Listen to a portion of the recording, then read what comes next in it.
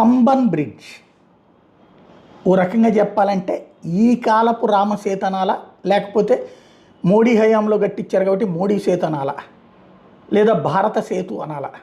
ఎందుకంటే ఆనాడు రాముడు అప్పుడు ఆ రోజున కట్టింది ఎవరు? రామసేతు అనేటటువంటిది శ్రీలంకలో ఉన్నటువంటి లంకకి రావణాసుడిని అంతం చేయడానికి వెళ్తున్నటువంటి రాముడి కోసం అని చెప్పి వానరులు కట్టినటువంటి వంతెన చూసాం, అదే రామసేతు.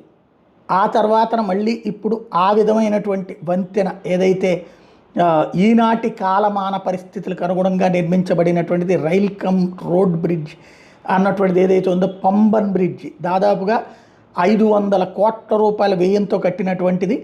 రామేశ్వరం దగ్గర తమిళనాడులో కట్టినటువంటి దాన్ని ఇనాగరేషన్ నరేంద్ర మోడీ చేసుకొచ్చారు. రామేశ్వరంకి వెళ్ళి పూజలు చేశారు. అట్ ద సేమ్ టైం రాబోయేటటువంటి రోజులలో మరిన్ని ఇలాంటి అంటే